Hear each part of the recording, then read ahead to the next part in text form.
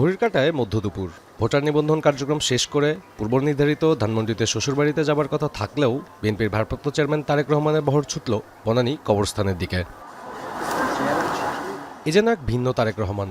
বনানীর এই মাটিতেই চিরনির্যাস শায়িত আদরের ছোট ভাই আরাফাত রহমান কোকো। প্রবাস জীবনের যন্ত্রণায় যাকে শেষবার দেখার সুযোগটুকুও পাননি তিনি। প্রথমবারের মতো ভাইয়ের কবরের পাশে দাঁড়ালেন বড় ভাই। ছুঁয়ে দেখেন ভাইয়ের কবর, এ যেন সকল আক্ষেপের অবসান। দৃশ্যটি এটাও জানান দেয় হিংস্র রাজনীতির কঠিন নির্মমতা। ভাইয়ের কবরের মাটির দিকে তাকিয়ে হয়তোবা সিক্ত হলো চোখের কোণ, যা আড়াল রইল চশমার ফ্রেমে।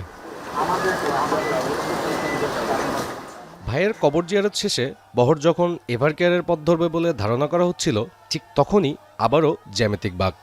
আবারও থমকে গেল পুরো বহর। গাড়ি থামল বনানী সামরিক কবরস্থানে। এখানেই শুয়ে আছেন তার শ্বশুর সাবেক নৌবাহিনী প্রধান রিয়ার অ্যাডমিরাল মাহবুব আলী খান। ব্যক্তিগত শোক আর শ্রদ্ধার টানে তিনি ছুটে গেলেন ডাক্তার জুবাইদা রহমানের প্রয়াত বাবার কবরের পাশে। তবে শুধু স্বজন নয়, শ্বশুরের কবরের পাশেই শুয়ে থাকা বিডিআর বিদ্রোহে শহীদ সেনা কর্মকর্তাদের কথাও ভুললেন না তিনি।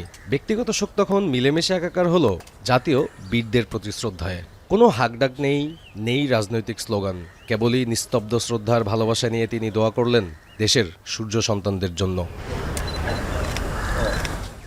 সাব্বির রোজ, এখন, ঢাকা। এসএমসির emergency contraceptive pill Norix one অরক্ষিত মিলনের 72 ঘন্টার মধ্যে এর একটি মাত্র পিল আপনাকে করবে টেনশন ফ্রি। এসএমসির নরিক্স ওয়ান, এক পিলের সমাধান।